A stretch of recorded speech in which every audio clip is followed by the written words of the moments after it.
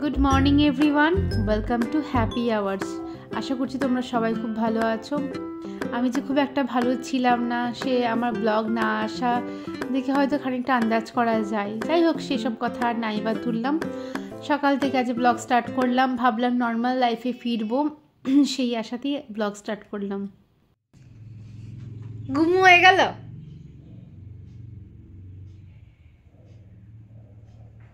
এইটা সময়টা 45 মিনিট থেকে 1 ঘন্টার এই ঘুমটা ওকে অনেকটা এনার্জি দেয়, আর এরকমভাবে ঘুমের জন্য ওর মুডটাও কিন্তু ঠিক থাকে। তো জাস্ট ঘুম থেকে উঠে পড়েছে, এবার ওকে স্নান করিয়ে দেবো।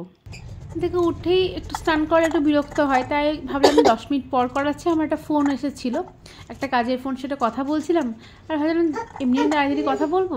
তো এই হাতের সামনে দেখলাম মটরশুঁটিগুলো রাখা ছিল, বেশ সারাতে স্টার্ট করে দিয়েছি। প্রত্যেকটা সময়কে ইউটিলাইজ করাই যেন বুদ্ধিমানের কাজ, তাই না? তোমরাও হয়তো এরকমভাবে সব কিছু ম্যানেজ করো। রু স্নান টান করে একদম রেডি, এবার রু করবে লাঞ্চ। হ্যাঁ না মাম্মা? মামা তোমার বলটা দেখিয়ে দাও তো, তোমার বল লাইটটা দেখিয়ে দাও তো, দেখিয়ে দাও তো, পিঙ্ক পিঙ্কটা। এই তো ভালো।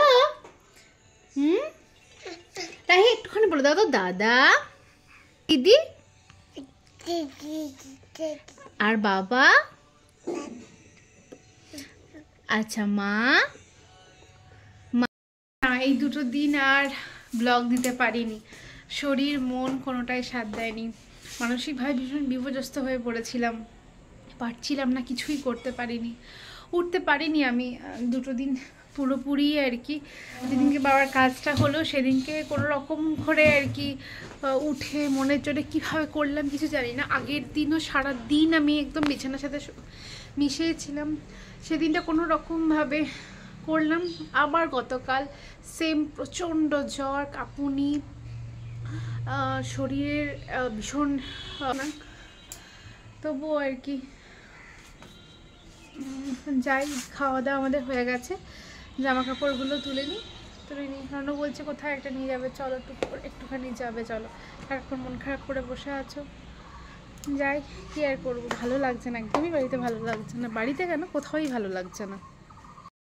সত্যি কল্যাণী এমন একটা পজিশনে আমি থাকি, সবসময় জমজমাট, রাত্রেবেলা পর্যন্ত। একদম দরজাটা খুললেই মেন রোড, সেখান থেকে দাঁড়িয়ে এইটুকু ডিস্টেন্সে এত একটা মনোরম জায়গা, এত শান্ত পরিবেশ, গ্রাম্য পরিবেশ আছে, এটা ভাবাই যায় না যে কল্যাণী ওই দিকটা দেখবে। এত কাছে যে এই দিকটাও আছে, ভাবাটা একটু দুষ্করই। একদম খানিকক্ষণের মধ্যে সব কিছু যেন বদলে গেল। অত ঝাঁ চকচকে থেকে একদম সম্পূর্ণ গ্রাম্য পরিবেশ, সেই যেন পথ বেঁকে গেছে। চারিদিকটা বেশ মনোরম একটা দৃশ্য, গাছের ফাঁক দিয়ে রোদ দেখা দিচ্ছে।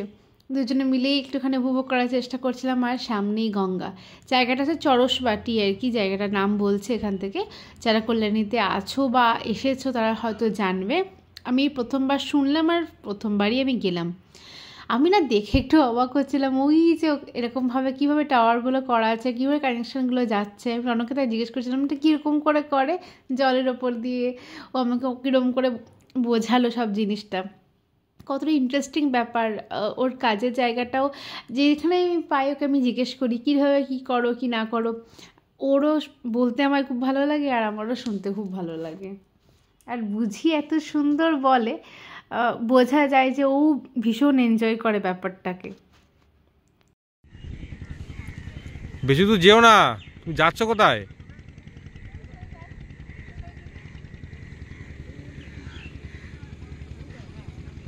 এ সাপ থাকে কিন্তু, সিরিয়াসলি বলছি।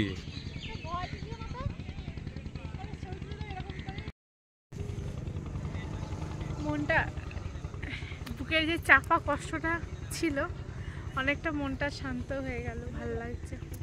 Thank you. You welcome.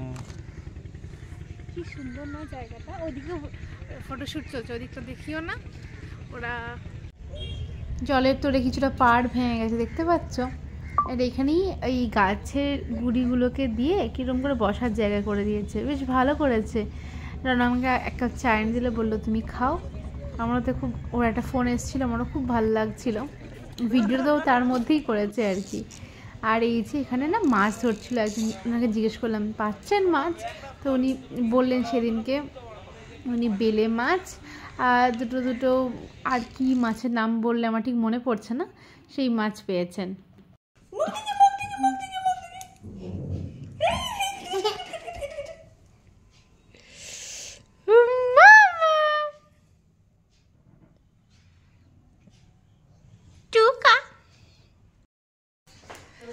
বাড়ি ফিরে এখন করছি চা, তার সাথে বসিয়েছি একটা সুন্দর জিনিস। মন ভালো হলেই হয়ে গেলেই আমার এই সমস্ত করতে ইচ্ছা করে।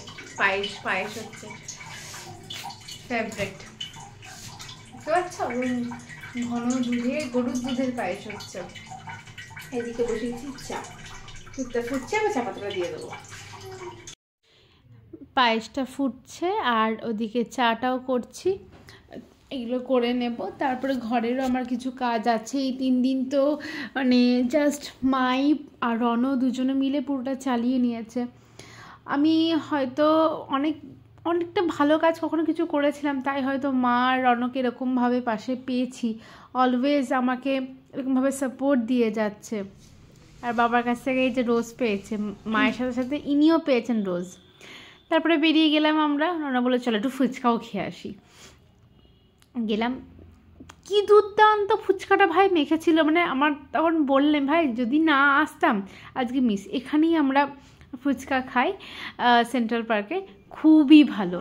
প্রত্যেককে জানাই হ্যাপি রোজডে। আশা করছি প্রত্যেকটা খুব ভালো করে আজকে দিনটা গেল। সবাই সারাদিনে ব্যস্ততার পরেও খানিকটা সময় আজকে দিনটা একটু অন্যরকম করে নিজেদের জন্য।